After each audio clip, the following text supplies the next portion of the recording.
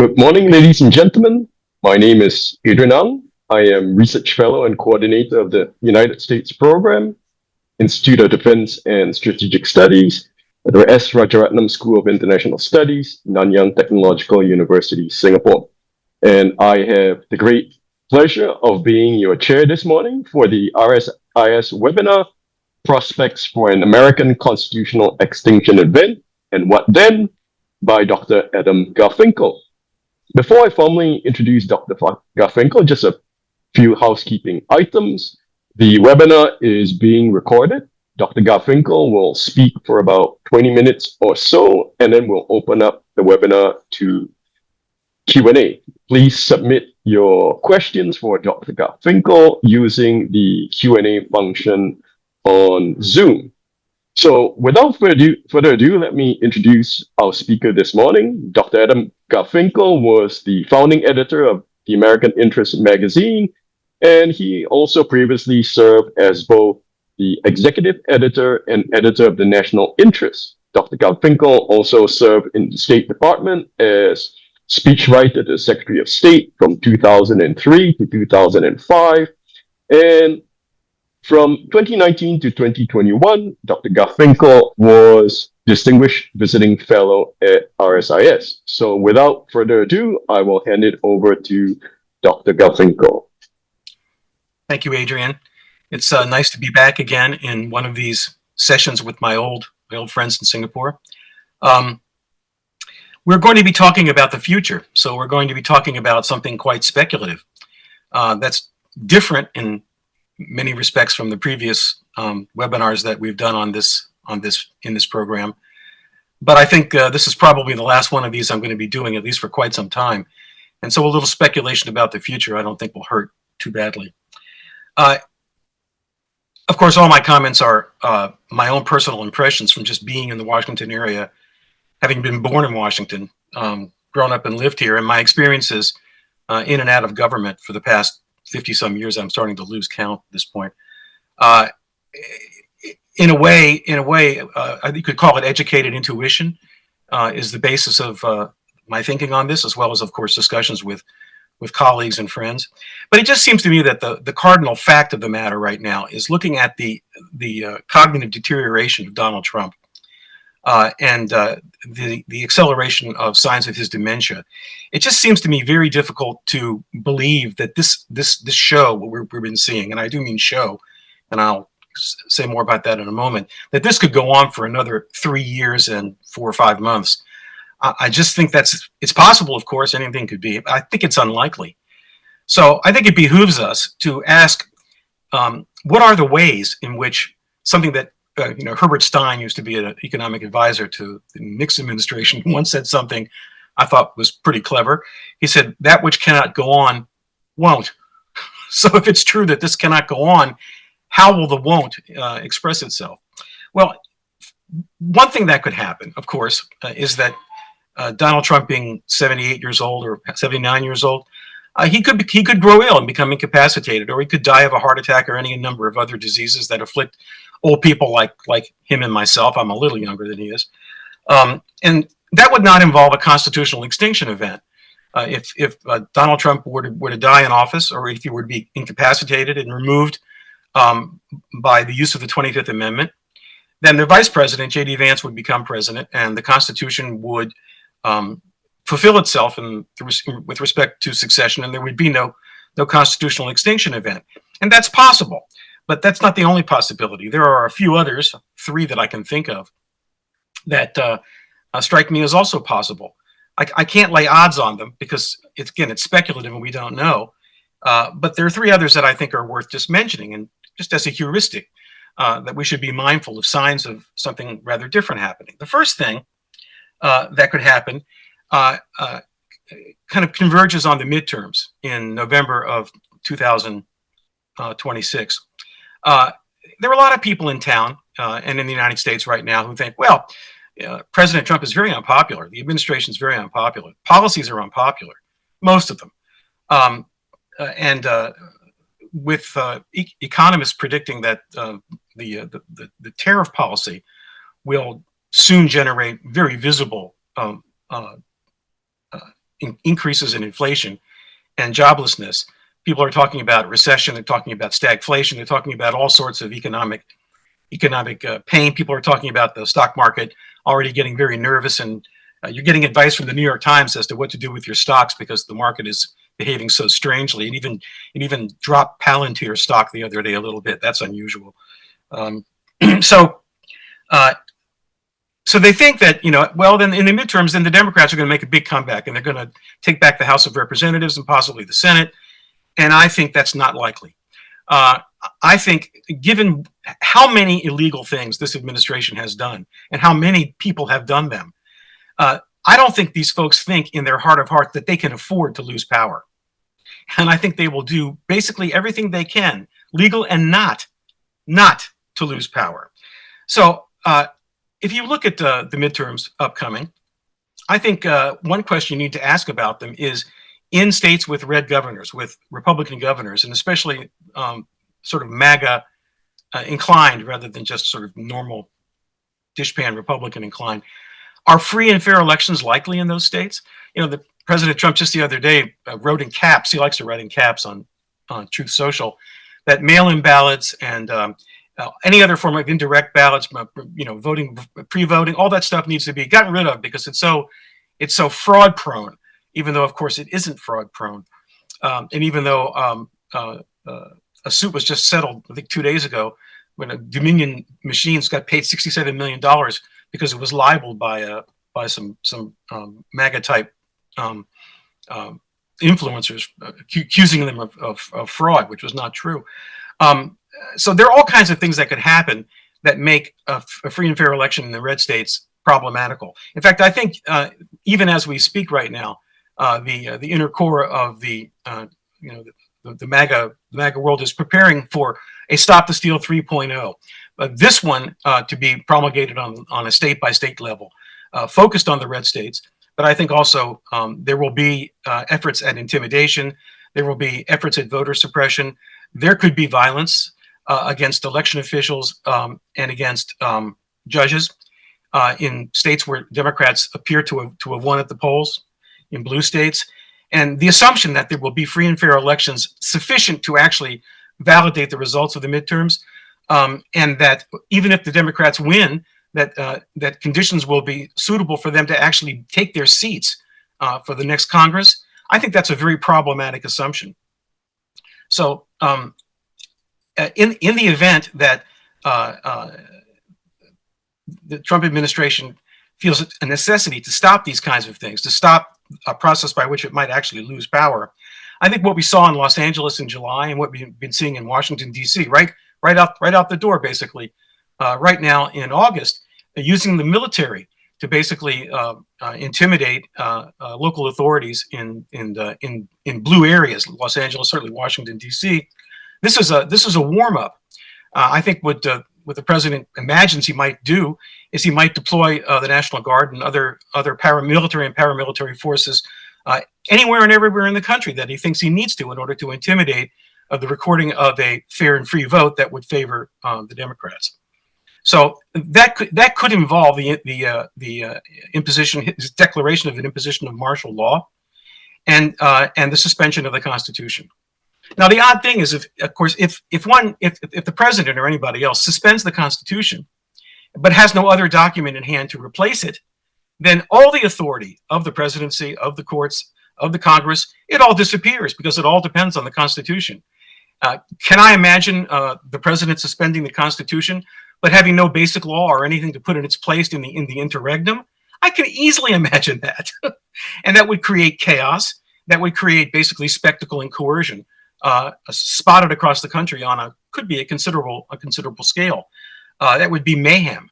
There would be nothing like that in really that aligns in U.S. history. Not even exactly the Civil War. I mean, maybe the Alien and Sedition Act in the Adams administration, maybe the Battle of Baltimore in 1861 as Lincoln tried to get to Washington to take the oath of office. Little things like that have occurred in America. This could be something quite unprecedented in terms of just chaos directed from, and of course the model for this is what happened on January 6th, 2021, where the president summoned a mob to Washington, D.C., and then set it on the Capitol to stop the counting of the Electoral College votes from the November 2020 election. So he said practice with this sort of thing. So that's one way that you could imagine a constitutional suspension in the chaos that might break out as a result of the midterms. And that's what's that, about 14 or 15 months away. Second thing, I heard this from an old friend the other day who used to be an assistant secretary of defense, political appointee in the Obama administration, a pretty serious person, right? This person actually believes that at a certain point, whether before the midterms or after the midterms, and sort of depending on the flow of viscera in the country, that there will be a war or a war scare with China, and that the president will use the prospect of a war or an actual incident at sea, probably with China, to invoke martial law and suspend the Constitution in that way. I personally think this is a little bit far-fetched, but nowadays it's hard to know what is and isn't far-fetched, because everything is just weird. Everything is beyond precedent and beyond sort of legal norms. The people around Trump, I mean, there's no process in either domestic or foreign policy. It's just the president and the people he surrounded him with. In foreign policy, there is no interagency. The people in the White House and around the upper echelons of the political appointees don't trust anybody in the departments that work beneath them. So there's no communication up and down within executive departments, and there's no communication across them because there's no interagency. Everything starts and stops in the White House, and the few advisors like Steve Witkoff, who apparently knows nothing about what he's doing, doesn't even take note takers with him to diplomatic meetings. It's pretty chaotic. It's not beyond my imagination that you could have essentially a breakdown of order of a scale we've never seen before. Another possible, and a war scare with China, a pretext of a war as a pretext for declaring martial law and sending the military into just about anywhere the president says it should go. That would break all kinds of laws. It would break Posse Comitatus law of 1878.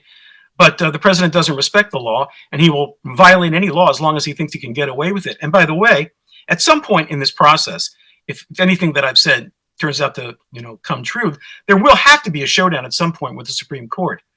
And the Chief Justice will basically have a really tough choice to make. He will either defy Trump and be rolled and ignored, which has happened twice in American history before, once in 1832, once in 1861, but under very different circumstances, or the court will roll itself and say, yeah, man, do anything you want. Unitary executive, just never mind us. Just never mind us 9 justices over here with black robes. I don't know, but I'm sure that if there is a suspension of the Constitution, it will involve a showdown between the administration and the Supreme Court and other courts. And how that exactly will end, I don't know, but I don't like the smell of it from this distance. Another possibility, almost nobody talks about this, and probably, I mean, there could be in the development of a range of chaotic situations, some of which I very cursorily described. There could be a military coup against the administration, a suspension of the Constitution, an interregnum in order to reset the Constitution, call special elections, and then reinstate the Constitution once those elections are held. Do I think this is possible? And like I said, anything is possible. Why do I even mention this? Well, the president went to the military academy a couple of months ago, and what you saw at that event, if you looked at the tape, were pre-selected cadets at the military academy who were pro-Trump, and they were set around by the cameras. It's all very, very produced, just like it was a TV show or a movie. Again, we'll come back to that. But it didn't make sense because, I mean, I've done a fair bit of work with the military over the years, mostly the Navy, but also Marines, Army, Air Force. And at least the officers that I've met all through the years, right, they don't like the idea of the military being used domestically, certainly not against American citizens. Just about every military officer I have met and that I have known, they are serious patriots. And they take their oaths of office very seriously. And they cannot like what is going on right now. Now, they know that in a democracy, the guy who gets elected president is the authority. That's the way democratic authority works. And they're not going to be insubordinate directly to the president. But I know for a fact, at least, you know, in my own sort of personal discussions, that in the military, also in the intelligence community, some of which is military and some of which it isn't, there is a how shall I put it, almost existential unease about what is going on right now. Now, the question then becomes, if there were officers in the United States military, how could they organize themselves in order to stop the chaos that might arise in the streets from efforts directed by the White House? How could they stop that? The answer is, from a physical point of view, they could do it very easily. They have enormous advantages in force and discipline. They could do it easily. Of course, the political price is huge. What would you do after you did it? I mean, how would you control the parts of the country that think, my God, the military has just usurped authority and we love Donald Trump and we're the MAGA world, and how could you do that? I mean, the kinds of chaos that even a military coup might touch off, very hard to guess, and it could cause just as much of a mess kind of in the other direction. I only mention it because I just know in my gut that there are a lot of very patriotic military officers in this country who do not like what is happening, and who are brave people and who would be prepared to do something to put a stop to it if it came to the kind of extremes that I'm alluding to. So I'm not going to lay odds on, you know, which of these things could happen. I think any of them could happen. And if one of them does, if it's not, you know, the 25th Amendment and a succession according to constitutional means, if one of the other scenarios occurs in the course of the midterm, in the course of a war scare or a pretext with a war with China, martial law, a military coup, no one right now can game out exactly what that would lead to. But at the least it would lead to a discontinuity in American political history, such as we have never seen before since 1789, including, I would say, the Civil War. It would be more discontinuous and more chaotic even than that.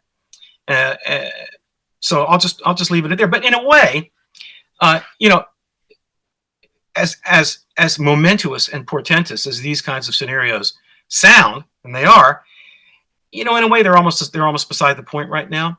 There's another level at which one can examine the question of a constitutional extinction event, and has nothing to do with elections or the military in the cities or the military in the streets or anything like that. It's more profound than that. There are economists, for example, just to kind of push my way into this subtly. There are economists out there who are asking questions like, in the near future, there may be some amazing AI-infused products coming out of robotic factories, astonishing consumer. But how are Americans going to pay for these things? What if finally the threat of automation to destroy so many jobs and shift the American labor profile so dramatically? What if finally that actually happens, and you get a huge gap between top 8, 10, 12% of the American workforce that's traveling along with the cybernetic revolution and AI and all of the the digital world, but the majority of Americans not educated well enough to take jobs that are much different than growing wheat or picking berries or something. What happens when not 6, 7, 8, 9 tenths of Americans end up being economic losers from the transformation of the economy in the digital age? How do they afford this? Of course, there are lots of schemes that people have cooked up for guaranteed national income just to create aggregate demand, so that people could buy the stuff that the robots are making. This sounds more to me like a dystopia, and it certainly is not compatible with market economics the way they've always existed in the United States since the sort of the liberal founding of the country toward the end of the 1800s. So there is a prospect of radical economic discontinuity born on the wings of unprecedentedly disruptive technology. I call this in my writings the net effect, and I might take time just to describe the basic characteristics of it. If you just find a piece of paper, I can do that. Hi, Adam. Yeah. Sorry to interrupt you. Why don't we, before you can probably get into that, right? Sort of in the Q&A. Why don't we open it up to Q&A at this point, right? So we're still waiting for questions, right? But let Adrian, me just can I just make one more general comment and then sure. I agree with you. So I said economists are asking questions about whether the economy can look like a market economy the way it's always been. But there's even a more important question that sociologists and some other people are asking. The machines that we are building and using are getting smarter and smarter. They're even capable of levels of emotional intelligence now that people thought was not even possible. And yet the educational levels of the mass of American people, I don't want to say stupider, it's a bad word because it's not really what it is, but while the technology is getting smarter and smarter and smarter, the electorate, we the people, are getting less and less capable of serious inferential reasoning, and that's because fewer and fewer people read, and fewer people take seriously their responsibilities as citizens. So, how does democracy work? And how does a market economy work under conditions where nobody can buy the stuff that's being made? And how does a democracy work when the majority of the people, when we the people, are simply unable to understand, let alone to practice the predicates of a liberal democracy, which is what the country has been since the beginning. So, in a way, a constitutional extinction event is almost beside the point. I mean, why fix the walls of the house when the floor has fallen out beneath it as the house sails into the air? I really do think we've come to a point in American history where the foundational institutions of the nation are no longer can no longer carry the American body politic as a single community, as a single political community. So I think what's going on, the stakes right now are even worse than something like the midterms being disrupted by the Trump administration putting soldiers on the streets. So I'll stop there. Thanks, Adam. We'll wait for some questions to come in, but let me use my privilege as chair to ask you the first question. This is not speculation, right? I mean, you have raised some very interesting scenarios for prospective constitutional extinction events, but right in the run up to next year's midterms, we are already seeing red states trying to redistrict mid-cycle, right? So for the audience, right? So in the American system, right, there is a decennial census, right, and following decennial census, the House is both reapportion and redistrict. So reapportionment means that some states will lose congressional seats if they have a population decline. Some states will gain congressional seats as their population increases. And within states, right, state houses and the governor, depending on which state, they can redraw district lines. But now it's being proposed in red states, right, primarily Texas, to redistrict mid-cycle. And right, we have now California Governor Newsom, right, threatening to redistrict California as well. So, right, sort of, how do you see this playing out, right, sort of, in terms of what you are talking about in terms of, right, sort of these destruction of constitutional norms and behaviors as we run up to next year's midterms? Yeah, I'm glad you mentioned that. I mean, what's been going on in Texas is absolutely amazing. You have the White House basically telling Governor Abbott in Texas, find him more Republican congressmen, by essentially, massively gerrymandering the state. Do people know what gerrymandering means in Singapore? It means using political criteria to draw the boundaries so that you know that an election in a given redrawn district is going to produce a victory for the candidate you want to win. And this has been going on in American states for a long time. Some states, in California, amazingly, about 10 years ago, fixed its political gerrymandering problem. So it's not inevitable, and it's not as bad in some states as in others. But this is up to the states. Trump said the other day that the states were just agents of the federal government. I mean, he clearly has never read the Constitution. He seems to think that the federal government can tell states how to hold elections, but they can't. Federal government can't do that. In fact, there are even people who say that the Federal Election Commission, which was only created in the 1970s, and which has become a vehicle of the two-party monopoly, is itself unconstitutional because it is a federal infringement in the rights of the states to run their elections any way they see fit. And I would agree with that. That won't get you very far. But this kind of pushing and shoving is indicative that the system is falling apart, and that what you're really looking at here is winning by any means necessary, foul or fair. It's instrumentalizing the law, and it's instrumentalizing the Constitution as necessary. And once this kind of thing gets going, I mean, Lord knows where it would stop. I mean, it's just a chaotic mess. Obviously, there will be lawsuits about these things. There will be challenges, and then you push this into the courts at the appellate level. Again, some of the justices at the appellate levels will know the law, and they'll say you can't do this. But then what will happen? Well, make me. The courts can't enforce their own judgments. That's a function of trust in the law. So this is going to tank the law, what's left of it in a lot of places, and it's going to become the polarization between red and blue is already very acute. But this is going to make it much, much worse, and it's going to make it kinetic. And don't look, those 1,600 J6 felons who were pardoned on the 21st of January of 2025. Those people have not disappeared and gone back to their mom and pa, and they're not living in their basement playing video games. I wouldn't be surprised if some of those guys are now the folks running around with masks working for ICE. Okay, these are in a way Donald Trump's brown shirts, if you want to use a 20th century European analogy. And the propensity of MAGA world types to use violence and intimidation is orders of magnitude larger than what typical Democrats are prepared to do. So this would not even be a fair fight if it got kinetic at the margins. So you're absolutely right. This is a sign of the deterioration and the polarization, and why I think the midterms are going to be a very, very difficult time for Americans.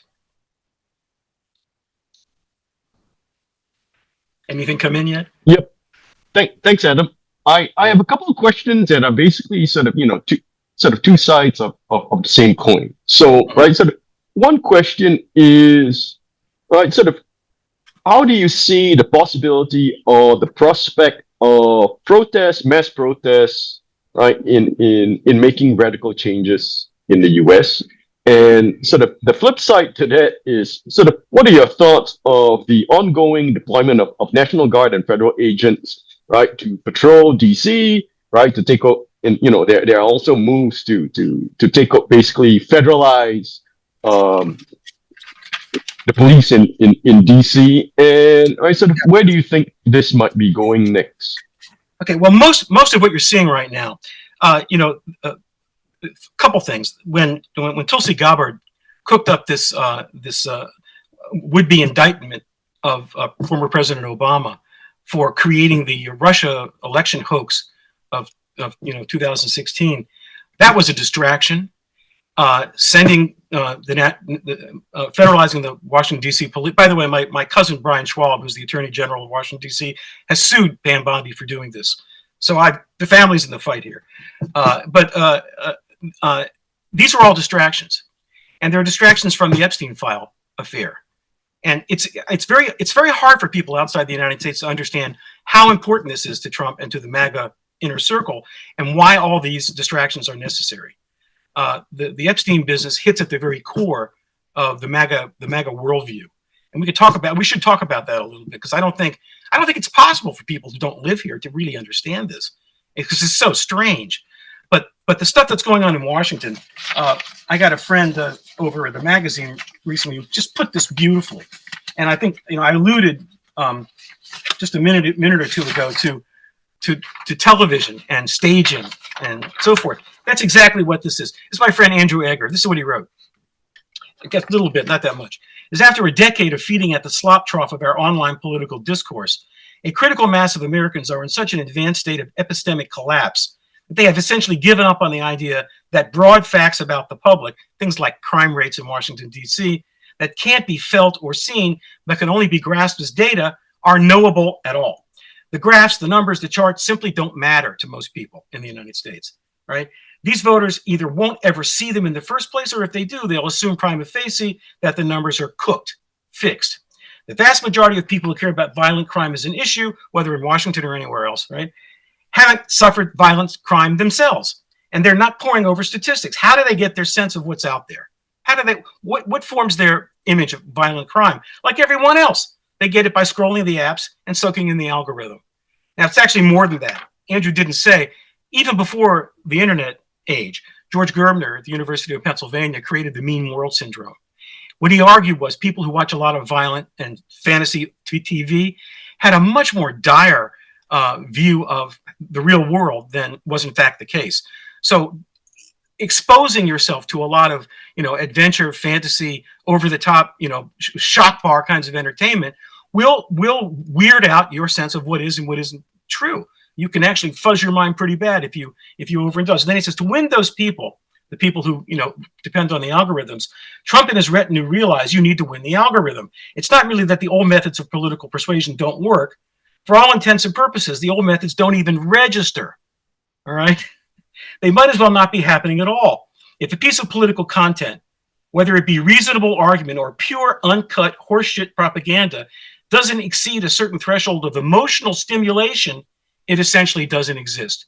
Somewhere deep in the brainstem, Trump senses that in our incredibly stupid age, the difference between a peaceable law and order society and a disaster zone of lawless anarchy is that under law and order, citizens' streams of short-form videos of criminal content are punctuated by equally stimulating videos of cops.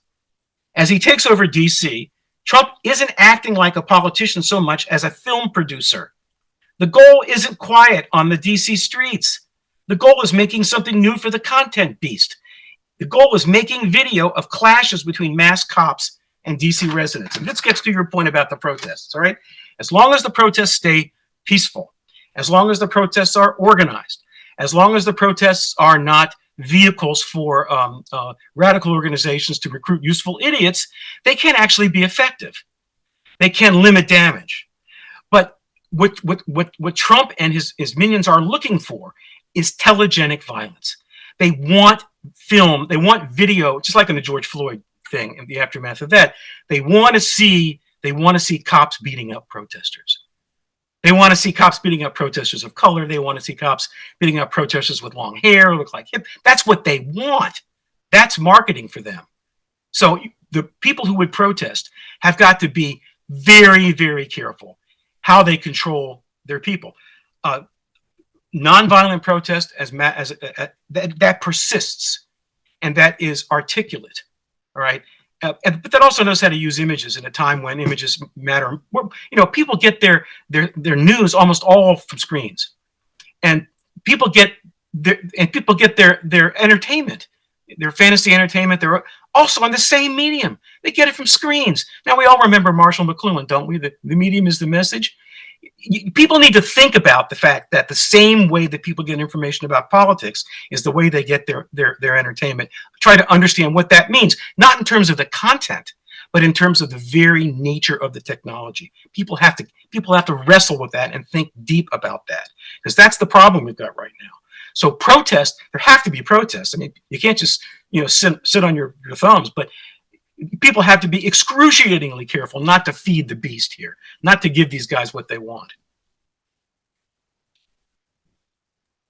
Thanks, Adam. I have a rather interesting question here from Alex from the Indonesia program. So Alex is asking, right, sort of given the hyperpolarization that you talked about at the state level, sort of what is the likelihood of states seceding from the union? So, for example, right, sort of California, right, deciding it's had enough. That is a really good and a really shrewd question. That is punting the football down the field a long way, and I have an answer for that. Here is what, again, we're speculating here, right? And we're just doing the best we can with the education and the brains we've got. Well, here's what I think is going to happen. At some point, Governor Newsom or the governor of Maine or the governor of certain blue states, maybe in Michigan, are going to say, look, we are not going to send our money from Maine or Michigan or California from a blue. We're not going to send our money to the Treasury Department in Washington. We're going to keep it home here. We are not going to finance the militarization of American society. We are not going to finance the violation of posse comitatus. We are not going to finance ICE at a level, 5 times the size of the FBI. We're not going to do that. Now, think for a minute.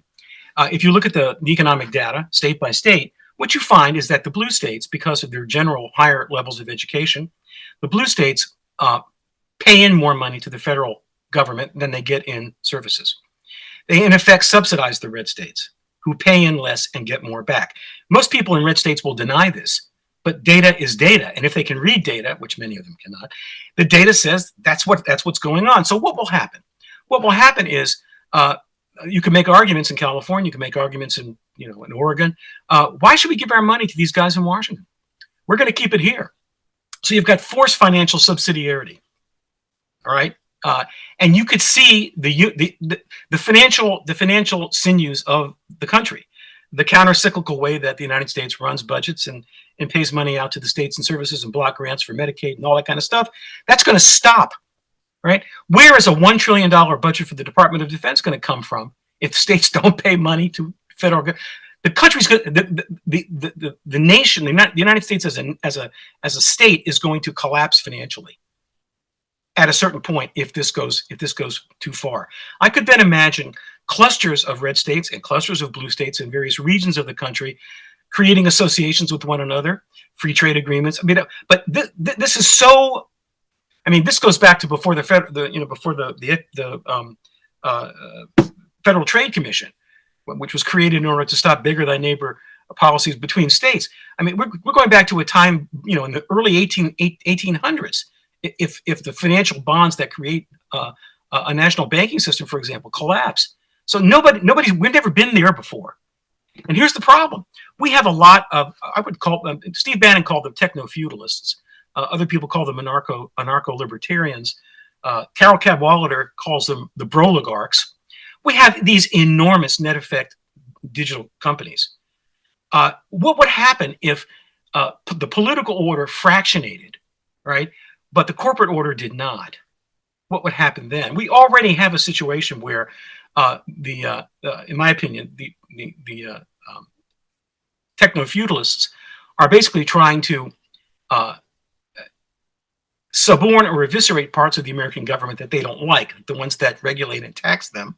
They're doing it amazingly from inside the government as a result of the twin coup of the last election, and they're trying to use their positions inside the government to out-leverage the old elites that they think are in their way. I mean, it's Peter Thiel versus Chuck Schumer.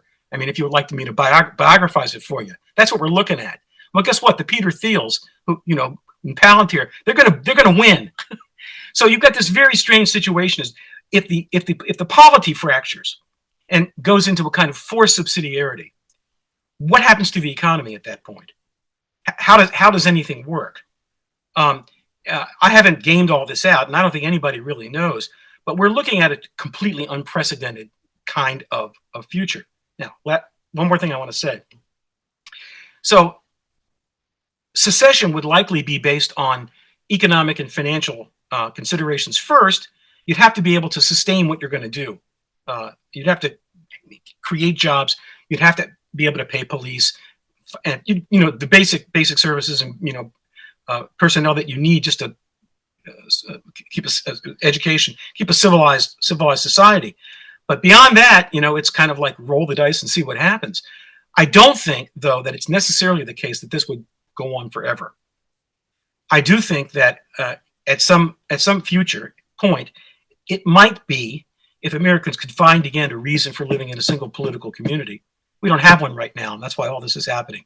We do not have the level of social solidarity anymore in this country to sustain living together in one polity. That's the underlying problem that we have. I could imagine the United States, at least in part, rebuilding itself on a different principle, a principle of a truly rebalanced federalism that is focused on subsidiarity. I think the way the framers actually imagined it in the late 18th century. So I don't necessarily think that the long-term consequence of the fragmentation is negative.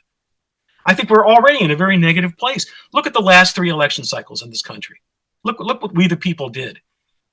they elected a malignant narcissist with a fantasy-prone personality twice, and in between, they elected an elderly mediocrity. I mean, if that's what the democratic process is getting us, what do we need? What do we need it for? There are other ways to base governance, and we could base it on a more subsidiarity level, where the reservoirs of social trust still exist in the United States, rather than on this massive national scale, which doesn't work, which has turned into a spectocracy owned by big money and money in politics. We could, down the road, be much, much better off for it. Now, there is one problem with all this. In the interregnum, in between the fragmentation and the rebuilding, if we can do it, the United States stops being a global power.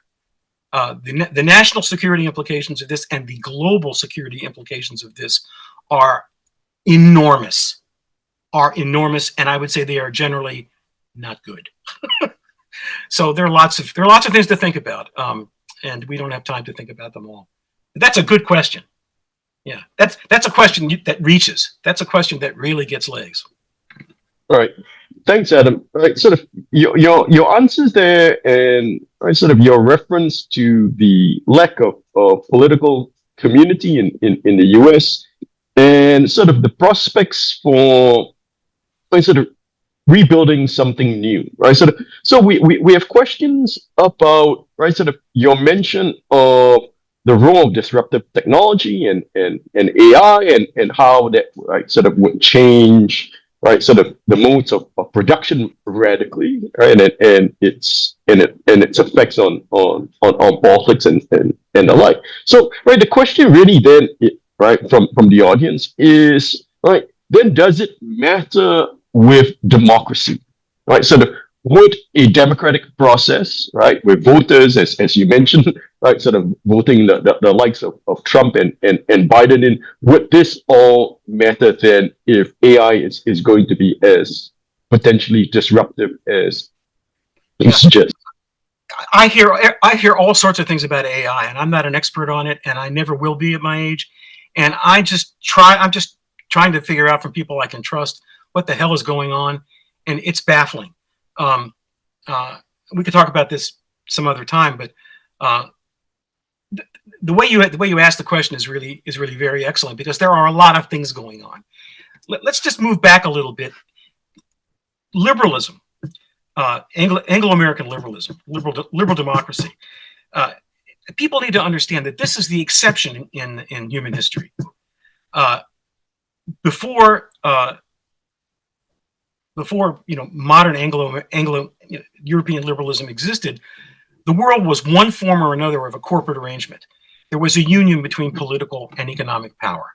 Now, there are many, many varieties of corporatism in history, in Europe and Asia and elsewhere, but they all involved some sort of very close relationship between the power of money and the power of coercion, power of arms. Liberalism can only happen on an island. It could only happen on an island. From starting in 1215 with the Magna Carta and going forward, as we all know a little bit about in British history, the idea that one's own tyrants could be more dangerous to people, to their liberty and to their rights, than foreign occupations, foreign invasions, and so forth, that can only happen in the relative security of an island. And the United States is an island too. It's a world island, according to Harold Mackinder, and he was basically right. I mean, we have a pliant neighbor to the north, and we have a weak neighbor to the south, and we on the east and west, we have a lot of fish. It's an island. We're an island.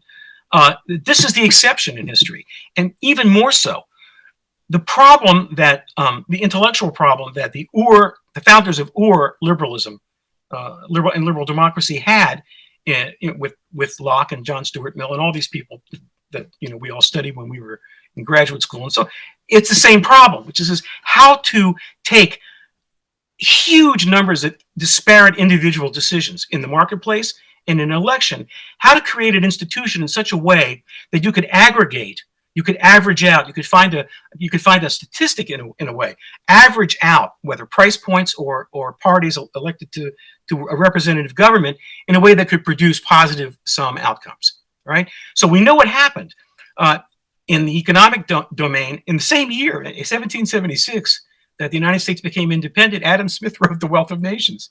So the invisible hand, that was the solution on the economic side. You always have friction, you always have a lack of information, but this, you could find a price point by letting individual judgments bring you to an average. It would be a fluctuating average, but an average. And if you have law and you have contracts and the sanctity of contracts, you can make a market economy work like that to mutual benefit, not zero sum. But the solution to the problem of agency, of political agency, was exactly the same. How do you aggregate, the conscience and the decisions of thousands and thousands and thousands and thousands of, you filter them through a representative process of elections. In the case of the United States, both the mobocracy, the House, and then the cooling saucer, as Washington explained it to Jefferson, the Senate. You find a way to protect people both from the mob and from the voracity of the elites, right? And you create this. So the solution to the economic problem and the solution to the political problem was the same solution, all right? Neither one of those solutions works anymore. They're gone. And the reason is because we no longer have this Adam Smith shopkeeper, highly disaggregated system of economic judgments. We have these enormous net effect corporations. We have algorithmic targeting of consumers. We have Eloy with debit cards for citizens. And the same thing is true of democracy.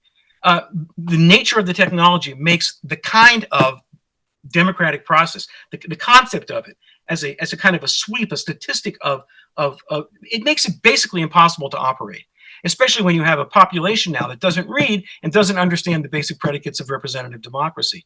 So the very fundamental nature of the American state, of a liberal democracy, a market liberal democracy, has been vitiated by changes of several kinds. Some of them are technological, some of them are cultural, some of them, there's a confluence of many things that have been rising now for decades, that have created a kind of an endpoint to the possibility of the continuation of the kind of order we've had as we've had it. There have got to be changes. They can either be planned and agreed, and that would be nice, but I don't think it's very likely, or they're going to be convulsive. And the changes are going to come after the fact, after a lot of sadness, I think. But I think basically we've reached the end of the lifespan. It's been 250 years, not bad, right? Plato, I think, would understand in the Republic. We've reached the end of this, and there's no way to put it back the way it was. Things have just changed too much. What AI will do exactly? Again, there's just lots of speculation about this. There's some people who think, people who understand more about this technology than I do, that it's going to exterminate humanity. Frankly, I'm not persuaded by this. I know people who've worked with AI, including in military applications, who say, if you want to centralize AI functions in a military organization, you're going to get a very brittle, non-resilient, easily spoofed, easily defeated, easily undermined system. So there's a defense against this. And the defense, for at least a while, may be easier to pull off than an offense. So, I'm not as worried about some of these things as on the other hand, most people don't understand the ontology of what artificial intelligence is. Human beings love to anthropomorphize. We love to think of anything, you name it, a rock, a ball that bounces in. We anthropomorphize everything, but AI systems and large language programs are not.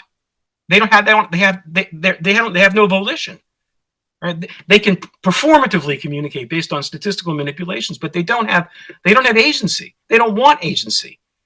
So you're going to take you could take a technology that people don't really understand what it is ontologically, because they don't understand what language is, and you're going to put it into a sociological context where everybody is anthropomorphizing out of the wazoo. That can't end well. So I'm not worried about the technology. I'm worried about the sociological context in which the technology will be put by people who can make a lot of money doing it. All right? Just one example, and I'll be quiet.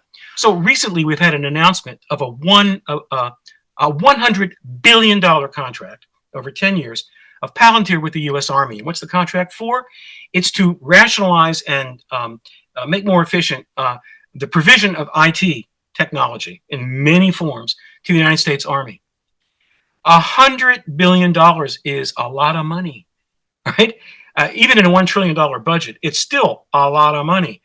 What that would lead to Palantir, which has had contracts with the CIA going back to 2003. So this is not a new thing. It's a kind of a culmination of a thing. Palantir would have information dominance over the United States Army, right? Who would then be monitoring Palantir? Who would have dominance and nobody? And only about half of Palantir's work is government organized. The other part is in private sector around the world. Who's to stop Palantir from organizing and amalgamating data from all of these different zones? Who knows what they have? Who could know what they have? I mean, information dominance is information dominance, isn't it? So you've got a situation where anarcho-libertarians are in a position to actually create a setting that looks a lot like Neil Stephenson's Diamond Age. Not the story of Diamond Age, but the setting. If any of you if you haven't read it, I recommend it. It's really eerie. So you would have basically government by corporations, with what we know as government as being highly subsumed beneath all of these other kinds of interests. That doesn't comport with markets. That doesn't comport with democracy. That doesn't comport with anything that most Americans would like. But so there's a lot of stuff going on right now, and how it's going to all come out in the wash, I don't think anybody really knows. I mean, I think about this a lot, but heck, I don't know. So, Adam, we have a few questions about sort of whether, sort of these constitutional extinction events can be averted. I think, you mentioned that the Constitution, after 350 years, the American Revolution after 250 years might have, sort of run its course. Then, perhaps I could ask you, sort of as part of the seminar's title, sort of, and then what, sort of, what do you see would replace this, sort of, what would be the American Revolution 2.0? Yeah, that's right. I'm going to show you the cover of a book. I don't think people can see it. I'll just have to read it. It's called The Breakdown of Nations. It's by a guy named Leopold Kohr, Kohr. I'm sure that no one's ever heard of him, hardly. He was a very quirky kind of guy. He grew up in Salzburg in Austria, and he basically believed that most of the political problems in the world were caused by nations that were too big. And so what you really wanted, his ideal of a peaceable global order looked like 15th century Habsburg Austro-Hungary, Austrian Empire. Lots of little baronage, lots of little overlapping sovereignties, and so a person could be creative in an environment like that, and these places just couldn't do all that much damage because they were too small to. And that's how this guy envisaged how the world really ought to look. Now, he then asked the question, after he spends 200 pages laying out why this is a better way for people to live, right? He has chapter 11, but Will It Be Done is the name of the chapter. Will It Be Done? And it's the world's shortest chapter ever written. Can you see this? You see the chapter has one word, no. The guy was kind of a crank, but he's a very interesting crank. Again, I really think that the kind of scale that most nation states, especially large continental-sized ones like the United States, is in a way dysfunctional. We used to, 50, 60, 70, 80 years ago, we lived in an industrial world where brawn and size were the keys to success and defense and success. We now live in a more net-centric kind of world technologically. And it's not evident to me that size and scale are necessarily advantages. They are advantages if others insist on doing it. But if somehow there could be a mutual devolution of these behemoths, I think probably people would be a lot better off. I mean, was it Mao Zedong who said, "Let 1,000 flowers bloom"? Of course, he didn't mean it the way that we mean it, but relatively small but integrated face-to-face communities. I mean, personally, I think of a kibbutz or a moshav in Israel, or lots of communitarian arrangements like that, I think that's probably a better foundation for human flourishing than a lot of what goes on in the typical nation today. I mean, the point here should be human flourishing. It should not be, how much GNP can we generate, or how much military power can we generate, or how much Promethean glory can leaders with too much testosterone. That's not it. I think we ought to be able to understand. We ought to be able to agree that the point of a political order is human flourishing, and we should be mindful and concerned with how we define human flourishing, and that we define it on human scale, right? And if we do that, I think the kind of small is beautiful way of thinking about stuff. It's always appealed to me. My instinct is that the larger the agglomeration of power, whether it's public power or private power, government power or corporate power, will be abused. Excess size, excess power is dangerous, right? I don't care. I mean, you can be harmed by a mob, and you can be harmed by a tyrant. What you're looking for is community. What you're looking for is a way of life where people have identity, purpose, and a sense of belonging, right? And a sense that they can take care of their parents and raise their children in security and comfort. And I don't see why we need states and nation states of the scale that we've had for the past, a couple of hundred years, 300, 400 years. I don't see why we need that to achieve human flourishing the way that I think most normal people would define it. So how do we get from where we are, to a world? By the way, one of the strangest advocates, you wouldn't think this, one of the most energetic advocates of this kind of idea is Abdullah Öcalan, from the head of the PKK. He's now in a Turkish jail somewhere, as far as I know. And how did he come up with this? Actually works great for the Kurds. If you think about the Kurds dispersed in 4 different countries, the idea of a single unified Kurdish nation state is never going to happen, and he knows that. So what does he do? He thinks about what can we do best for our people without insisting on a unified sovereignty, right? So his idea, that idea, of concentric circles of social associations and communities made sense to him. Where did he get this from? He got this from a portly Jewish guy from the Bronx named Murray Bookchin, right? Who was a self-described, pacifist anarchist back in the 1960s. How the hell did a Kurd in the mountains of Southwest Asia hear of Murray Bookchin? This is a story that we don't have time for, but it's amusing. But so even Abdullah Öcalan up in the mountains, and other people all over the world, I think, have had a sense of this. And you see people in the United States now going kind of off grid. We have something called an intentional community movement in the United States. It's very tiny, but it's basically like the old hippie communes. Get off the grid, go down to the river, bring your kids down to the river. It's small, but it's there. There's always this yearning, I think, for people to, just be more humble about these kinds of things. And to be less materialistic about these kinds of things, and to value the kinds of relationships that really make people happy. And what's that? I mean, everybody with a brain knows what makes people happy. Being in service to other people that you love and respect. You can't pursue happiness directly. You can only achieve happiness indirectly. Everybody knows that, right? So you want to create the kind of community in which human flourishing and that kind of pursuit of happiness is possible, doable. So I'm kind of optimistic, really, that people will figure this out eventually, but I don't know how to define eventually. Great.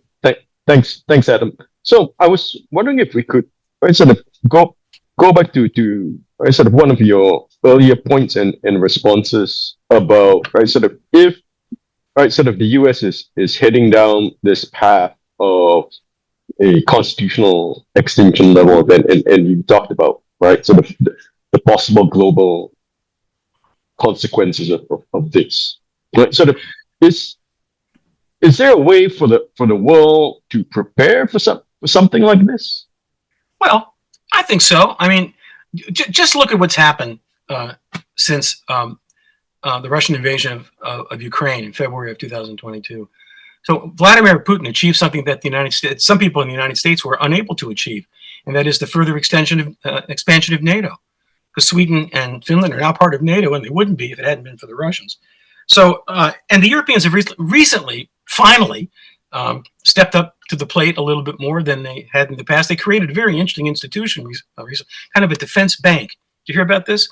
So the major, I don't know who thought of this. Maybe Bundeskanzler Merz, I don't really know. Created a kind of a defense bank and involved J.P. Morgan and Deutsche Bank to capitalize it, and are using this as a way to attract, to create bonds, sell bonds, track money, use the money to invest in collective defense in Europe. I mean, that's long overdue. I mean, the whole idea of the United States, this many years after the end of World War II, still being, primus inter pares in European security, is a highly unnatural phenomenon. So there have been positive institutional developments, inchoate, inadequate, but you can better than existed before, and better than nothing. But the scale of the changes, and we've already seen it. I mean, the United States has been withdrawing from its position as provider of global common goods really since the end of the Cold War, and that was accelerated during the Obama administration, certainly the first Trump administration too. And the Biden administration was an exception in a way, just because of the Russian invasion of Ukraine. The one thing that Joe Biden really understood from all those years on the Senate Foreign Relations Committee was NATO, Soviet Union, United States. That's what he knows. That's what he knew, and his response was basically pretty good. I mean, if the crisis had been anywhere else in the world, who knows what would have happened? But this was in his kitchen. He knew what to do, and he did it. All right, but the changes are so huge that the ability of 192 countries and to organize themselves to prevent the worst things from happening. There are always posses of the willing, and so I expect a lot of mayhem and breakage, and I expect that revanchist policies, countries with either territorial or other kind of grievances to work out, are going to do that.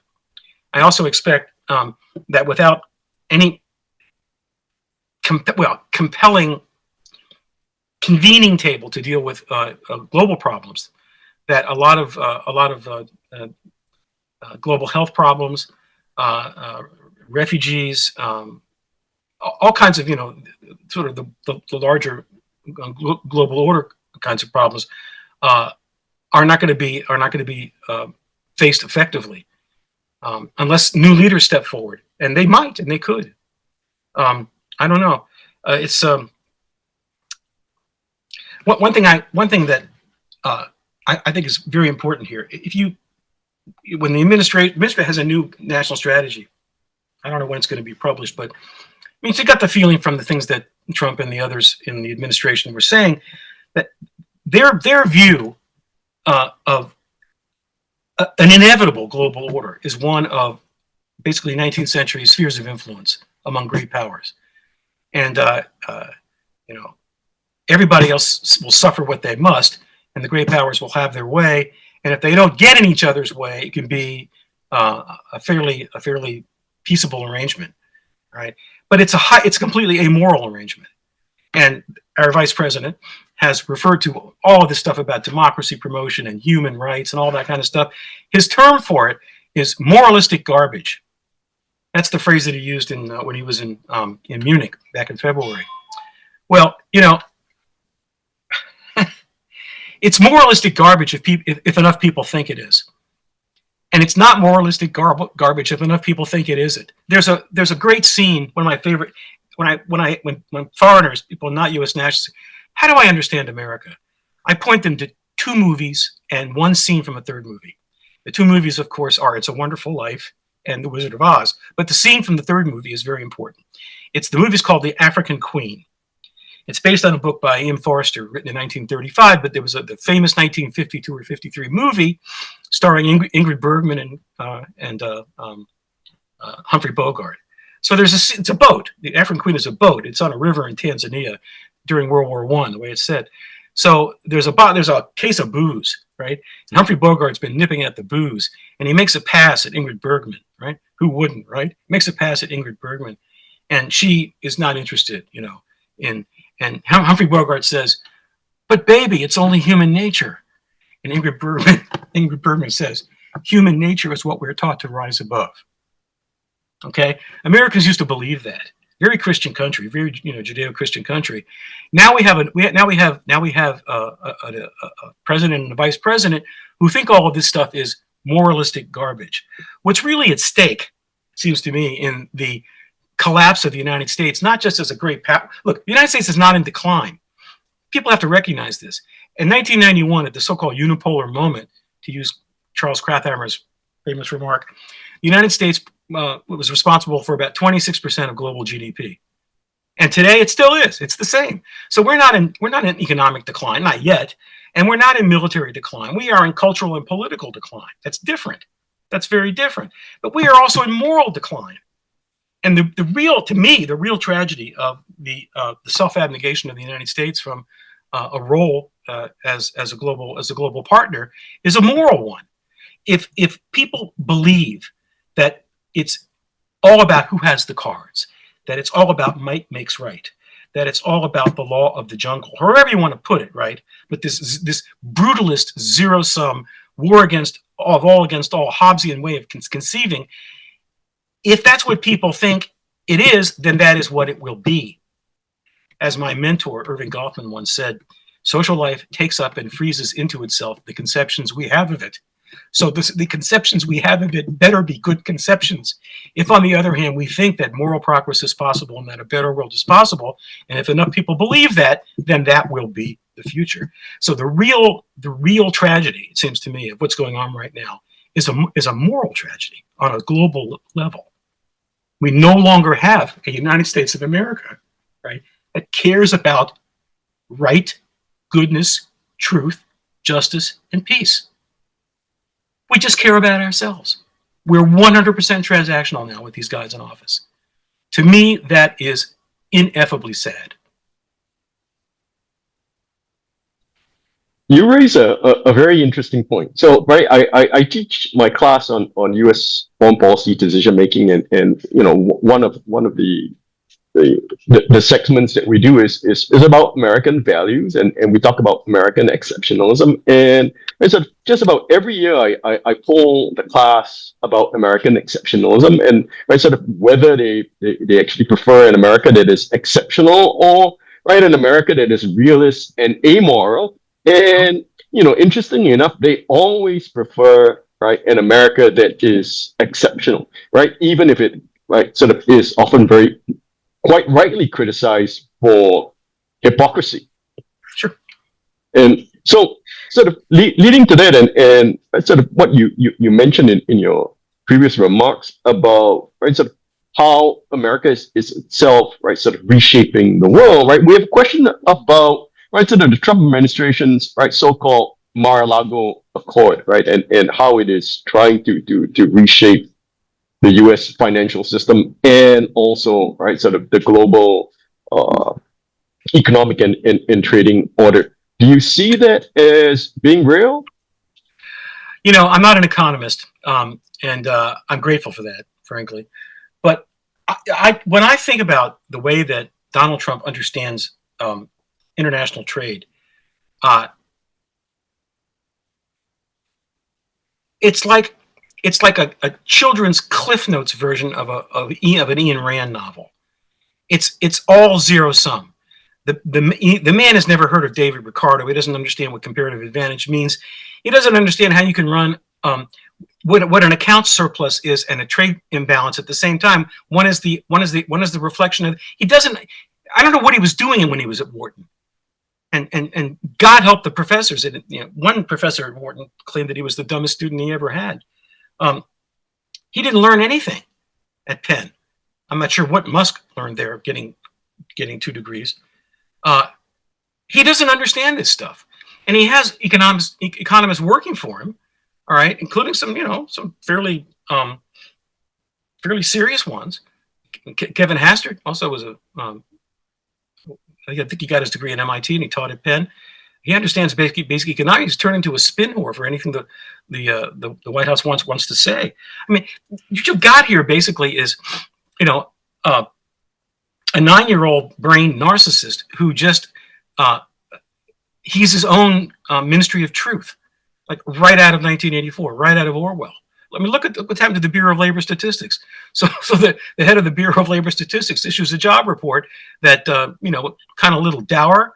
So Trump fires her and replaces her with a guy who is still probably writing with crayons as far as best we could tell. I mean, this is the ministry of truth. Truth is whatever the leader says it is. It's a little bit like with the excerpt that I read from Andrew Egger.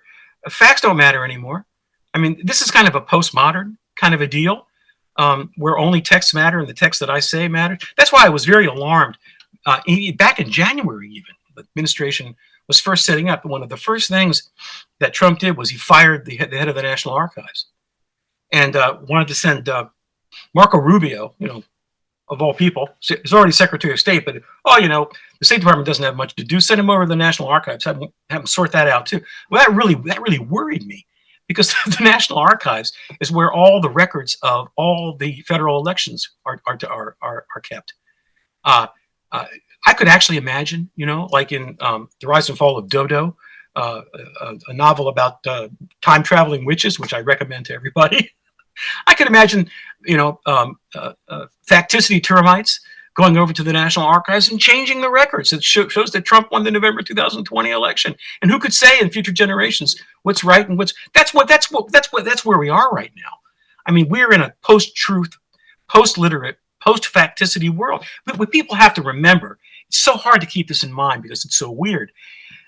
The plinth of American politics right now, since the election and the inauguration, the whole thing is based on a wild conspiracy theory, the double twin lie of who really won the 2020 November election and what really happened on January 6, 2021.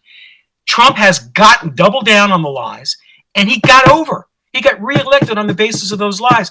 The whole thing is one big steaming mass of surreality. That's what we're living in. And if you can get that down and keep it down and understand just how weird that is, then a lot of the other stuff begins to make sense. That's why, for example, the Jeffrey Epstein stuff is so important. I mean, the whole MAGA world, and probably maybe half right now, nobody really knows, of the American screenheads who don't read and just look at screens all day. It's like they're living in a TV script. And things are measured according to how well they would look on TV, and rather than how close the TV is in terms of verisimilitude to the real world. See, it's the other way around. I mean, people are living in this surrealist fantasy zone. Yeah, but people come up to me and say that they know how this and that happened because they saw it in an episode of West Wing, and you want to say, wait a minute, West Wing's fictional. What are you trying to do? You're trying to show me that this is how that happened because of a fictional script on your. Are you kidding? And this has become almost second nature now to a lot of people. It's just strange. So this is the setting, and once you can, people have it's like a rubber band effect. I mean, they know this about the double lie. They know that the whole parameter of American politics right now is defined by this surreal big lie. But there's a rubber band effect. It's so hard to believe it that every time you think about it, the rubber band snaps back, and next thing you expect something normal to happen, and then you expect something normal to happen, and you forget what the parameters are, right? So it's very hard to keep that in mind and still, get out of bed in the morning, get dressed, and go to work. But that's where we are. How do you reverse a thing like that? I mean, it's one thing to go from a kind of a real world based conception of the forces loose in front of you, and you can see it. We can see how we slid into this surreal kind of reality TV kind of domain. How do you get out of that? You can't just turn the set off. How do you get out of that? I don't know. I mean, usually it would require some kind of headlong social collapse, real tragedy, real poverty, the loss of affluence, all that kind of thing. It would require a real shock to the social system to bring people back to their senses. And in the end, that might be what has to happen. I don't know, because I don't know how you get out of it. I don't know. I don't see how you soft land out of the surreal morass into which we the people have fallen. I don't know how. I don't see a soft landing for that. I certainly don't think introducing AI in the schools is going to help. Yeah. But so,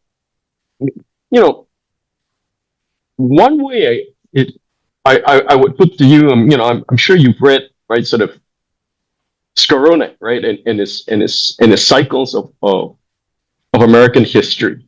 So, right, sort of maybe as our last sort of point for the webinar, right, sort of where do you see Trump in the sort of in the cycle of American political time, right? Is he the sort of is he the likes of a Jackson, a Jefferson, a Lincoln, an order builder, or is he something else? And right, sort of with the theme of today's webinar in mind, right? Sort of, is there a possibility then of extending, right, American political time as such? It's a good question. Uh, there's an apocryphal story about when Kissinger first met Zhou Enlai, and Kissinger Kissinger asked Zhou Enlai, "What do you think of the French Revolution?" And Zhou Enlai said, "Too soon to say."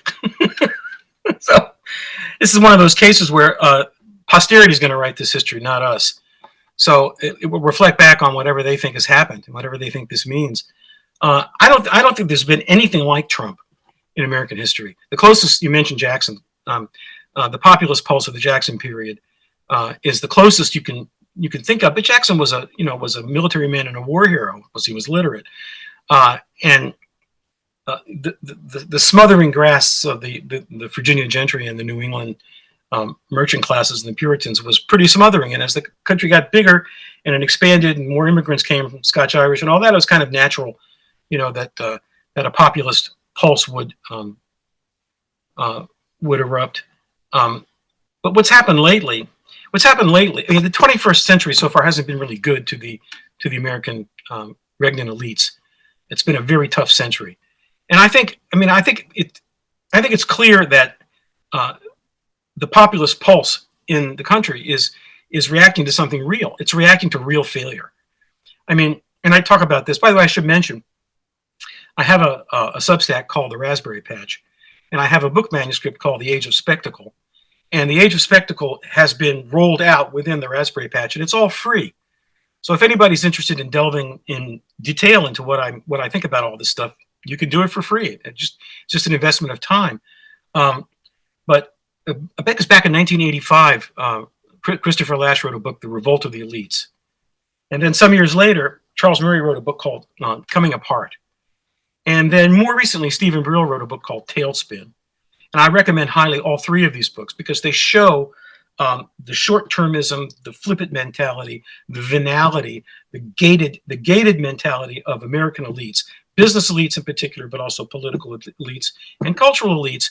And everybody remembers Hillary Clinton's remark back in 2016, where she referred to anybody who didn't seem to, line up with identity politics, as she defined it as a deplorable. Okay, so people do not like to be looked down their noses at. They do not like to be demeaned. They do not like to be lectured about their supposed moral shortcomings and taught how to, according to somebody else's lights, how to fix them. The arrogance and the condescension of the American elite, the obliviousness of the American elite to how most Americans actually live, invites this kind of thing. And as I've said many times, Donald Trump is not the problem. He is a symptom of a much deeper problem in the culture. I don't hate Donald Trump. I think he needs a psychiatrist, but I don't hate him. I mean, you throw red meat at a carnivore, the carnivore is going to eat the meat. It's we the, and this is what when I used to sort of lose my cool a little bit about things that distressed me in American politics when I was in the private company of my boss at the time. Powell would look me in the eye and he said, "Adam, it's not them, it's us. It's we the people. Go look in the mirror." Right? He was right. He was right. We've done this to ourselves. No foreigners did this to us. No conspiracy did this to us. We did this to ourselves. We just let the deal go down. So I don't know how Trump's going to be seen. There is so much wreckage and so much damage. It's hard for me to believe that he's going to be considered in the future, to be as great as, he'll be great, but whether he'll be great in a terrible way, he won't be a Franklin Pierce, put it that way. He'll be outstanding, but whether he'll be outstandingly good or outstandingly bad, I mean, only history, only posterity can judge. We'll say this though: there are figures in American history and in history generally that resemble the kind of personality that Trump is, and that's called the Magnifico. The Magnifico comes out of the French Renaissance, but it's somebody who was ostentatiously rich and flamboyant and not exactly fidel to the truth, but the person who made a spectacle out of himself, all right, who was a little bit like the two-headed carnival calf back in the state fairs of the 19th century, where it's like the freak show. You go into this little booth, you pay your nickel, whatever, and there they show you a two-headed calf, right? And your first reaction is that really a two-headed calf, or is somebody trying to pull my leg here? And that's called an astounding complex by psychologists, because the alternatives in your brain instantaneously are it's either A or it's not A, but there's no third possibility. It's either real or it ain't real, but there's nothing in between, and that's very exhilarating. Lies are very interesting. Truths are boring. Hannah Arendt wrote a wonderful essay about that. Lies are interesting, and in an age of where politics is seen as a form of light entertainment, lies get you a lot farther than the truth. Okay, so Donald Trump is the most successful circus-barking showman. I mean, he's a political P.T. Barnum on steroids. That's who he is.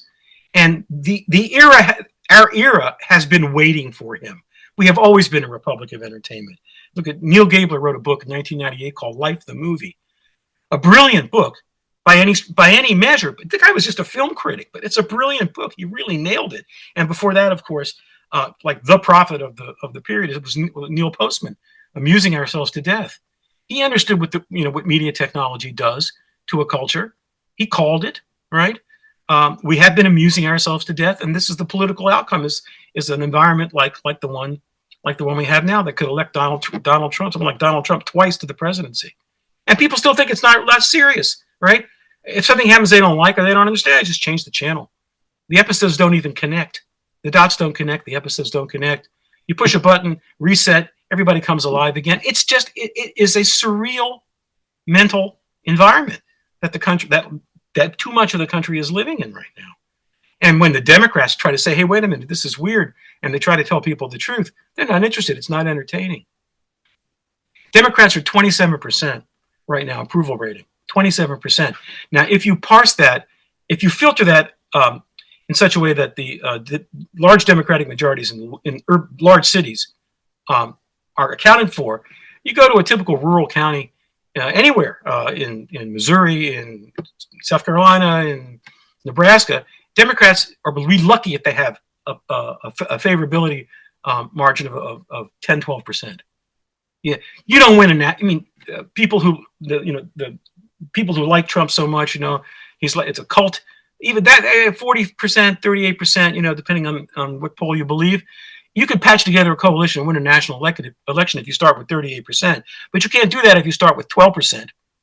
All right. So there's another thing. What's going to happen? Let's assume for a minute that we don't have a constitutional extinction event. Let's assume that the 25th Amendment is invoked, and Vance becomes vice president. And then in the next election, Vance and they tromp everybody. They don't even need to steal the election because they'll win it fair and square because the Democrats are just, inert. Right. What's the future of American politics look like? They have a one-party state, basically, that doesn't respect the law, where the Constitution is a kind of a bangle on a Christmas tree, not really anything operational or functional, just a decoration. Where does that lead? I mean, in a political flow like that, sure, Donald Trump could be a hero, almost equivalent to George Washington, for God's sake. Trump says he's the best president ever. So. He says only I can fix it. I mean, he says all these, but these are we've had magnificent, we had the Kingfish, Huey Long in Louisiana. We've had Big Jim Folsom. Magnificos thrive in the American political environment. We have people like Al Sharpton, who's also a Magnifico, but a niche Magnifico. Hulk Hogan. I mean, Americans love this kind of stuff. They love this kind of larger than life kind of stuff, right? So Trump is just, he's just he's an American Magnifico, you know? If people were serious about politics and citizenship and all those things we, read about, we used to read about, that would be inadequate. But just sort of see where it is. And it's, by the way, it's not just the United States. I mean, I'm talking about the United States. I live here, but there are little wisps of surreality on the breeze in lots of countries around the world right now. And the ones that are the most wired and teched in, right, are you're seeing problems with exposure to premature exposure to screens, harming the myelination process in the brains of children. You see that in Singapore, right? Singapore is very sensitive to the problems of excessive screen use, and this is not just an American problem. I mean, we're way ahead here, I think. I mean, our level of surreality and weirdness is furloughs ahead of everybody else. But if the rest of the world does not pay attention to what's going on inside of its country, it'll look more and more like the nuttiness that we have here. Right. Thank you, Adam. I'm mindful of the time, so I'll call the webinar right to a close. I would like to thank you so much, right, sort of for a really interesting, wide-ranging masterclass, right, of a webinar. And ladies and gentlemen, right, sort of thank you for tuning in to today's webinar. Right, sort of I wish all of you a very good day and take care. Thank you very much. Thank you, Adrian.